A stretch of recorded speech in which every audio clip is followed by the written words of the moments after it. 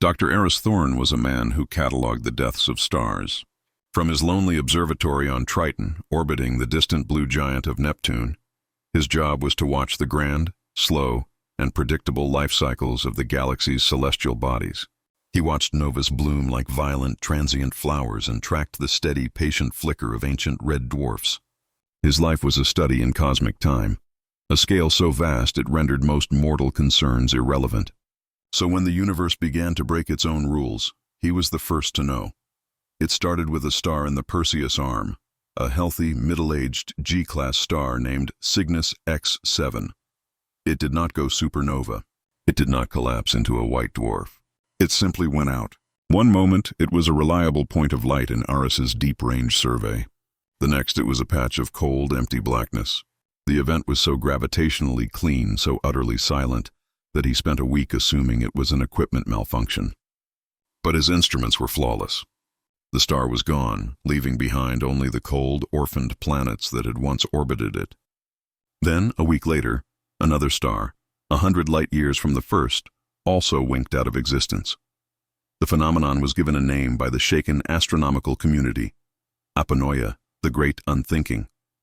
Stars were being extinguished. It was not a natural process. It was a methodical, accelerating sweep of absolute artificial darkness moving through the galaxy. The first to raise the alarm to the galactic concord were the Cathar, the ancient crystalline logicians who had seen the births of constellations. Their message, stripped of its usual placid superiority, was one of pure, systemic panic. They called the force behind the apanoia the Penumbra, a presence that did not travel through space but simply expanded. It was a wave of fundamental negation, a patch of a different, older universe where light had never been invented. And it was spreading. The Concord's most powerful civilizations responded as one would expect. The warrior races sent fleets, their devastating antimatter torpedoes and plasma cannons vanishing without a flash into the encroaching void. The psychic species erected vast telekinetic walls, which shattered like glass against the silent, patient advance of the dark. The Penumbra did not fight. It did not destroy. It simply overwrote reality, replacing the warmth and light of existence with its own cold, empty nature. As the darkness swept through their territories, ancient races, beings who had considered themselves gods, did the only logical thing they could. They fled, a great, panicked exodus toward the still-lit corners of the galaxy, hoping to outrun the end of the universe itself. And the Penumbra, patient and implacable, followed, its leading edge now less than 1,000 light-years from a small, noisy, and largely insignificant star system called Sol. On Earth, the news of the Great Dimming was met first with disbelief, then with a planet-wide existential dread. The Penumbra was not an enemy that could be fought. It was a verdict. Humanity, barely a few centuries into its interstellar journey, was being handed an eviction notice from reality itself. The psychic effects of the Penumbra's approach preceded it by decades. A subtle, creeping chill began to permeate the collective consciousness, a low-grade ambient despair that manifested as a rise in anxiety disorders, a quiet dimming of creative output, and a pervasive, unspoken sense of waiting for a terrible, inevitable end. Humanity's military, the Sol Defense Force, worked frantically, but they knew it was futile. How could they fight an enemy that had no ships, no armies, no energy signature, an enemy that was, for all intents and purposes, a moving patch of nothing? Scientists proposed desperate, planet-sized solutions, converting Jupiter into a stellar engine to push the solar system out of the Penumbra's path, or erecting a reality shield based on theoretical physics that had never been tested. Every proposed solution was a shot in the dark, a prayer against a hurricane. As the years passed and the Penumbra drew closer, a strange and poignant cultural shift occurred. Faced with the quiet certainty of their own annihilation, humanity began to cling to its oldest and most illogical traditions.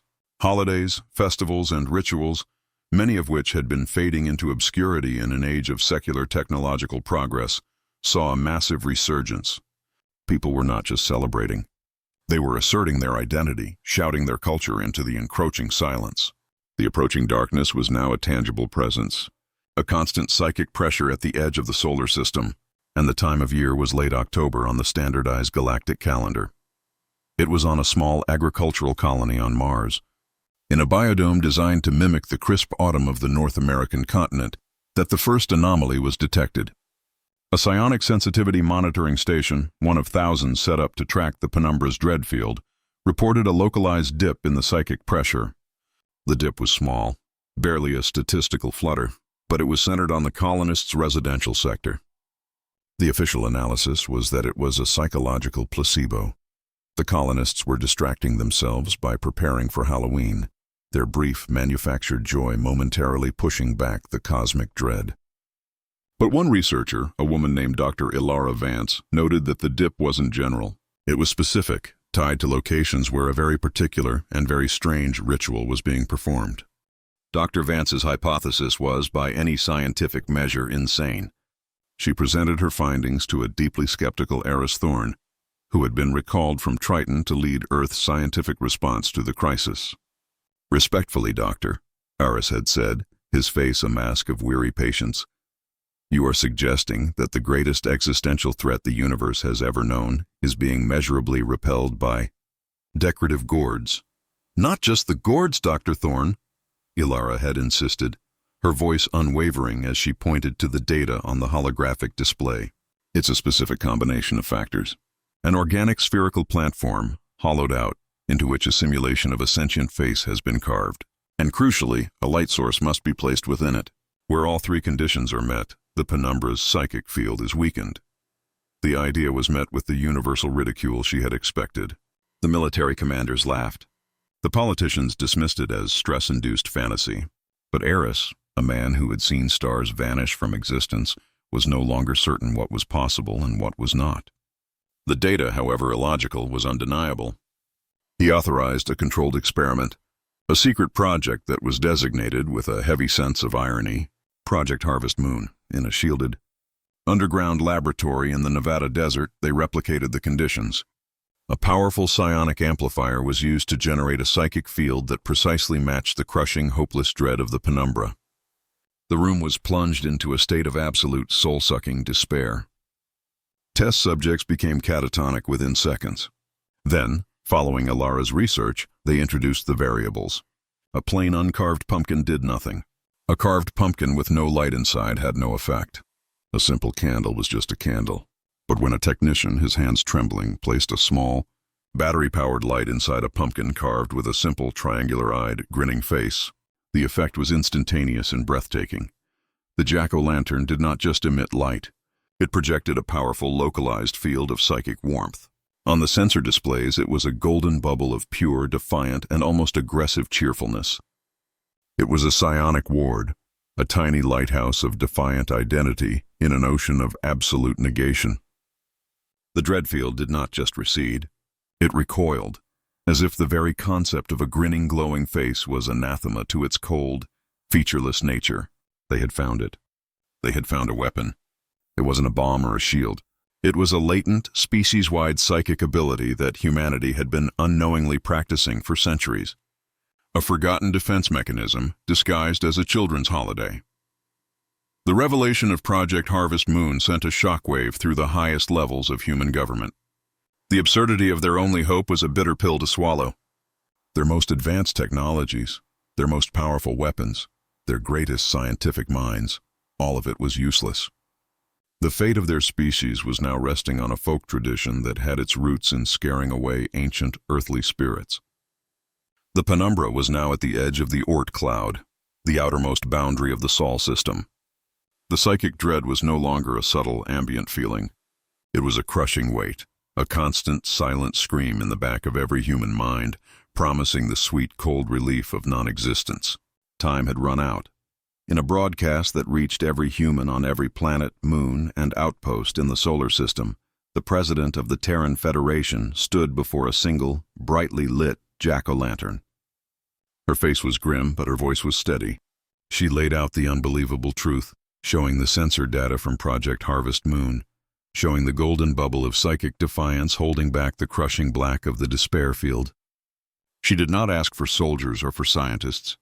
She asked for carvers. "We do not know why this works," she said, her voice echoing in the silent, stunned homes of billions. "We only know that it does. The entity that is approaching us feeds on silence and despair. It recoils from identity. It fears the sight of a face, and it fears the light that shines within. We have, unknowingly, been training for this moment our entire history. Tonight, we fight back. We fight back not with fleets and armies, but with knives and spoons in the light of our own defiance. The call to arms was the strangest in human history. The great industrial fabricators on Mars and the asteroid belt, which had been churning out useless shield components, were retooled to mass-produce billions of synthetic, carvable gourds. The biodomes of Earth and the colony worlds began an emergency harvest of every pumpkin, melon, and squash they could find. The instructions were broadcast on every channel, a simple three-step plan for the salvation of humanity. Hollow it out. Carve a face. Light it up. As the first faint wisps of the Penumbra's physical darkness began to touch the orbits of the outermost planets, humanity, in a collective, desperate, and slightly hysterical act of cultural assertion, began to prepare for the greatest Halloween the universe had ever seen. The night they lit the gourds was the longest in human history. It began not with a grand, synchronized command, but as a rolling wave of defiance starting from the farthest edges of the solar system. On the mining outposts of the Kuiper Belt and the lonely scientific stations orbiting Neptune and Uranus, the first lights blinked on. Tiny, carved faces, some grinning, some fearsome, some crudely etched with desperate haste, shone like newborn stars against the encroaching absolute black. They were the first line of defense, a scattered picket line of glowing, defiant faces against the end of the universe. On Mars, the great domed cities of Lowell and Bradbury glowed with an orange intensity that rivaled the planet's ruddy soil. Every window, every balcony, every rooftop garden was adorned with a jack-o'-lantern. The colonists who had lived under the constant, low-grade terror of a hostile environment now channeled their stubborn frontier spirit into the act of carving. They carved faces of grim prospectors, of mythical Martian heroes, of the very sand devils that plagued their settlements, giving each one a defiant, luminous grin, and on Earth, the cradle of the tradition, the defense was total. From the sprawling arcologies of Neo-Tokyo to the historic, preserved streets of Old Prague, every human dwelling became a beacon. The planet, which from orbit had once been a familiar swirl of blue, white, and green, was now speckled with billions of tiny, golden lights, a planetary constellation of fierce and joyful identity. The crushing psychic dread of the Penumbra, which had settled over the world like a shroud, did not just recede. It shattered. It was replaced by a powerful planet-wide psychic broadcast of something the universe had never experienced on this scale, a shared, collective, and deeply illogical sense of festive optimism. People were not just carving. They were laughing. They were telling stories. They were celebrating, not in spite of the darkness, but directly in its face. The combined effect of billions of psychic wards activating in unison was staggering. The Great Ward, as it was quickly named, was a bubble of pure conceptual warmth that enveloped the entire solar system. The Penumbra's advance, which had been as implacable as the expansion of space-time itself, hit the ward and stopped. It did not crash or explode. The darkness simply bent. The leading edge of the void, a perfect featureless wall of absolute nothingness, warped around the golden bubble of the Sol system, like a river flowing around a stone. For the first time in its eons-long existence, the great unthinking had been forced to recognize a boundary. Humanity had held its ground. From a gravitationally stable point several light-years away, a flotilla of refugee ships watched the events in the Sol system with utter, uncomprehending disbelief. The Cathar, the great psychic insectoids of the Cygnus arm, and a dozen other ancient, powerful species who had fled the Penumbra's advance, observed the impossible. They had thrown the combined might of their fleets, the pinnacle of their psychic and technological power, against the darkness, and had failed.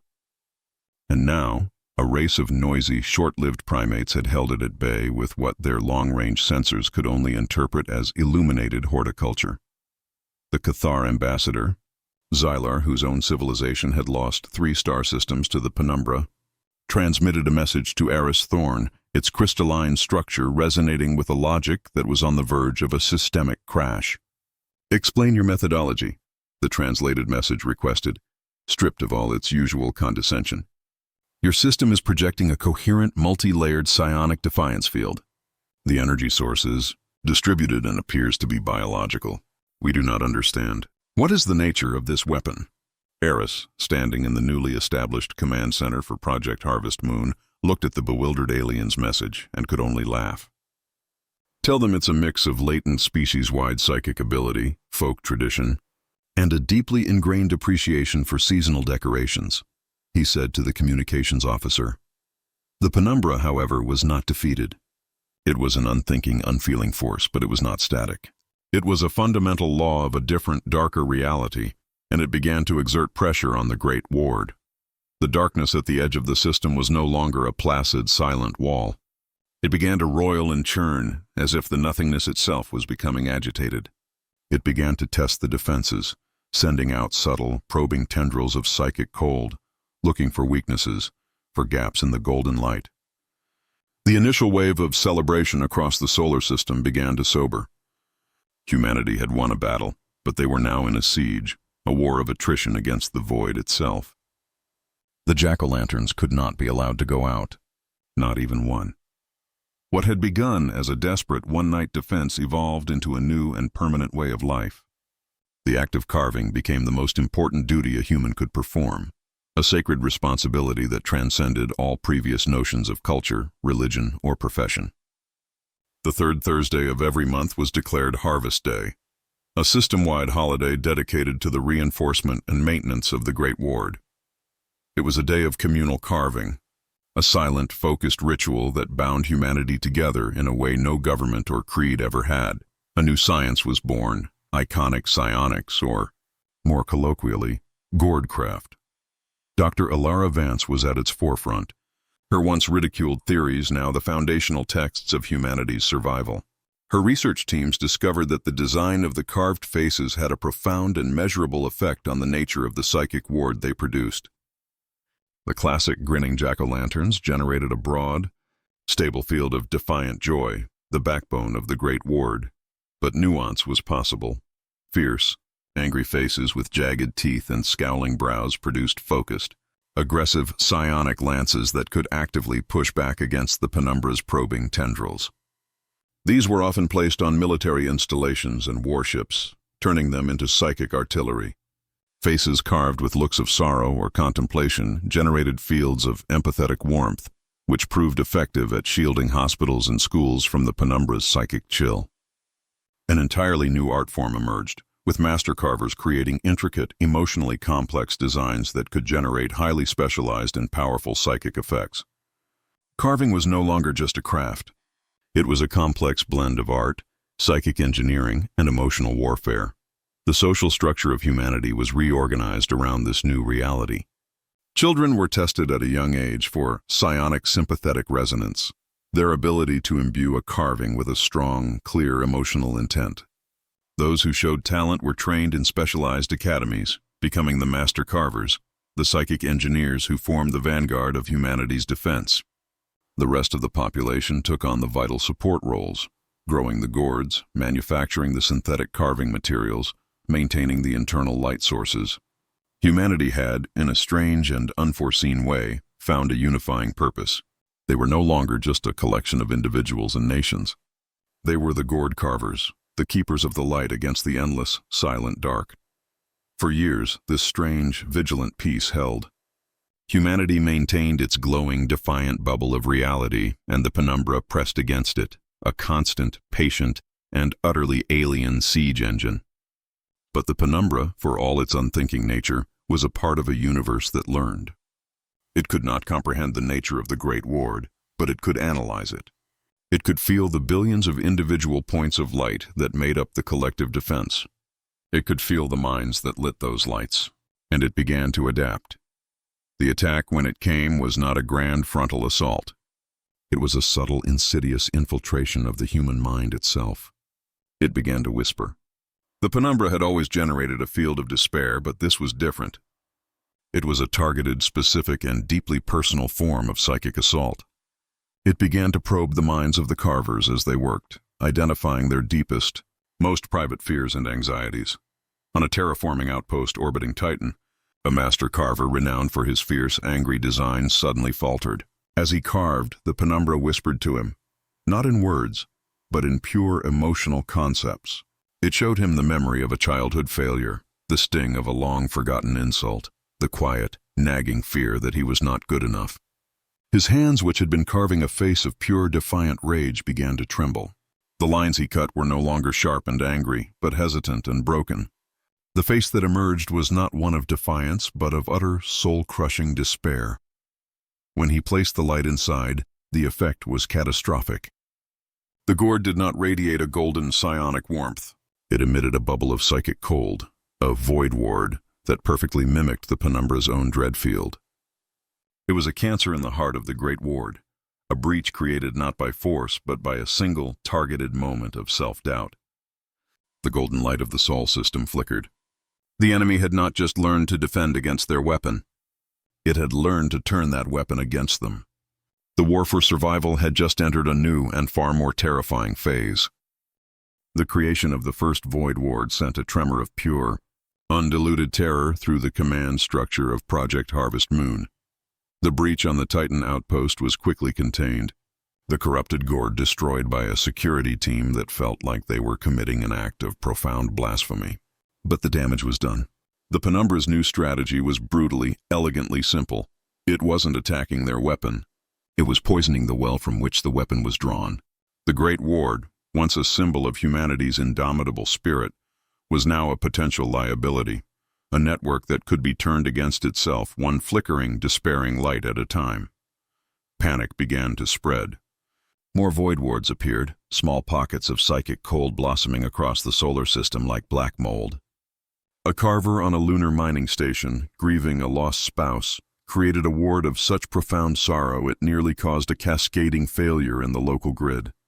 A teenager on Earth, wrestling with feelings of isolation and angst, carved a face of sullen resentment that dimmed the light of their entire city block.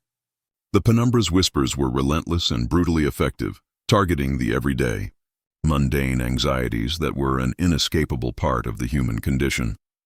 The military's response was as logical as it was terrifying.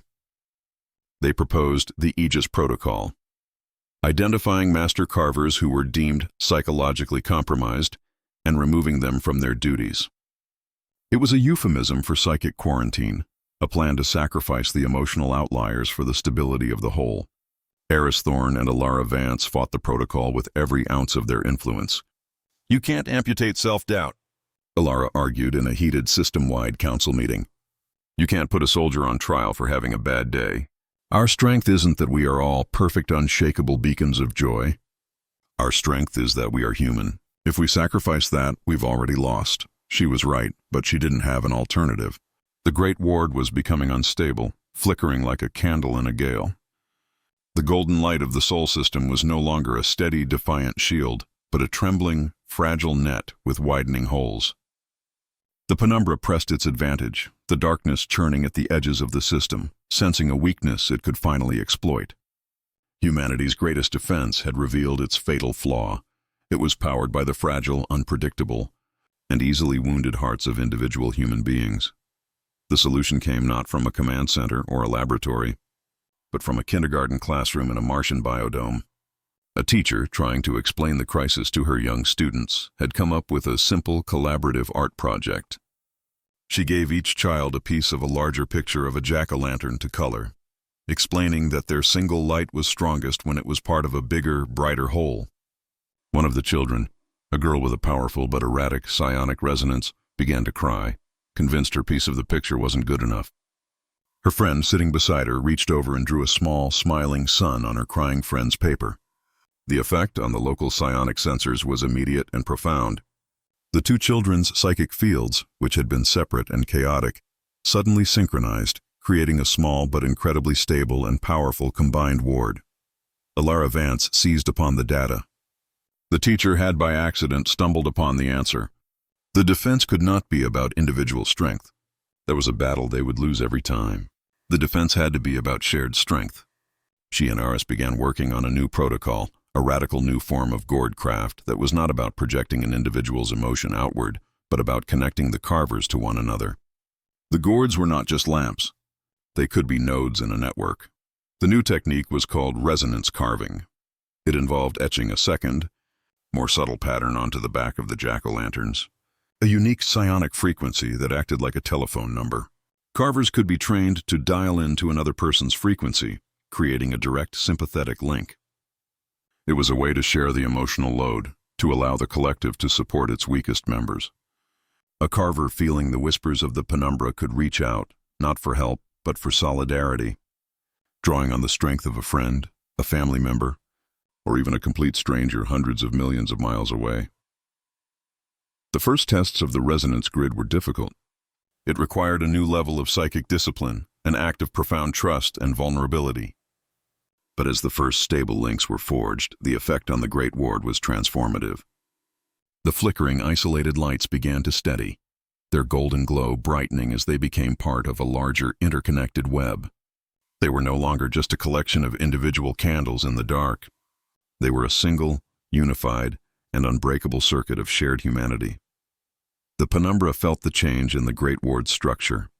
It felt its whispers being deflected, its targeted assaults on individual minds being blunted by the shared, distributed strength of the new network. Its strategy of isolating and corrupting the individual was failing. And so, the Great Unthinking did something it had never done before. It gathered its full, terrible power, and it focused its attention. It was going to launch a frontal assault, a single, overwhelming wave of pure, concentrated despair aimed at the very heart of the human system. Earth. The final harvest day began under a sky that felt heavy and bruised. The psychic pressure from the Penumbra was immense, a crushing, silent weight that made every breath a conscious effort. This was the final battle. If the resonance grid could not withstand this assault, humanity would be extinguished all across the planet, from the highest arcology spire to the deepest subterranean habitat. The carving began. But this time it was different. It was not a silent individual ritual. It was a noisy, collaborative, and deeply communal act. Families carved together, their individual gourds linked by shared patterns that flowed from one to the next. Neighborhoods coordinated their designs, turning entire city blocks into a single massive art installation of interconnected, glowing faces. Master carvers no longer worked in isolation. They became conductors, orchestrating the psychic energy of thousands, weaving their collective emotions into a single, unbreakable tapestry of defiance. The new art of Gourd-Craft was on full display. They carved jack-o'-lanterns with faces that were not just happy or angry, but empathetic. Faces that seemed to be listening, to be offering comfort. They carved gourds in pairs, one with a weeping face, the other with a hand outstretched in a gesture of solace, their resonant fields a perfect, powerful harmony of sorrow and support. As the Penumbra's final assault wave hit, the Great Ward flared with a light that was visible from the refugee flotilla light years away. The wave of absolute despair crashed against a shield that was no longer just made of joy or anger, but of a billion tiny, interconnected acts of compassion. The Penumbra whispered of failure, and the network answered with a shared memory of a child's first steps. The Penumbra whispered of loneliness, and the network answered with the feeling of a warm embrace. The Penumbra whispered of the cold, silent peace of oblivion, and the network answered with the chaotic, joyful, and illogical noise of a family dinner. The Penumbra's assault broke. It could not find a foothold. It could not isolate a single mind. The concept of a network that was strengthened by its own weakest points, of a collective that drew its power not from the perfection of its members, but from their willingness to support each other's imperfections, was a paradox that the Great Unthinking could not resolve. Its attack, for all its overwhelming power, was based on the simple, logical principle of entropy, and humanity had responded with a force that was just as fundamental and far more powerful: community. The darkness did not retreat, but a permanent, stable boundary was formed. The roiling, angry edge of the Penumbra grew calm, its pressure easing. The Sol system was now a permanent, glowing island of reality in the silent, dark ocean of the void, a place the Penumbra could surround but never conquer. The war was over. In the aftermath, humanity was irrevocably changed. They had become something new, a species psychically and culturally bound together by a shared ritual of collaborative defiance. The resonance grid became the backbone of their civilization, a constant, silent conversation of shared emotion that connected every human being in the solar system. The Cathar and the other refugee species watched with a new and profound sense of awe. Humanity had not just found a weapon against the darkness. They had found a cure for it. They had weaponized empathy. The final scene of the Long War was not in a command center or on a battleship. It was in a small, quiet home on a Martian colony. Eris Thorne and Alara Vance, now married, were watching their young daughter carve her first jack-o'-lantern. She was not carving a face of anger or of joy. She was carving a simple, smiling face with one hand outstretched. On the other side of the room was another gourd, its own hand carved to meet hers. She was not just making a light to hold back the darkness. She was making a connection. In a universe that had tried to teach them the cold, hard logic of despair, humanity had chosen to hold hands, to share their light, and to teach the darkness how to be a little less lonely.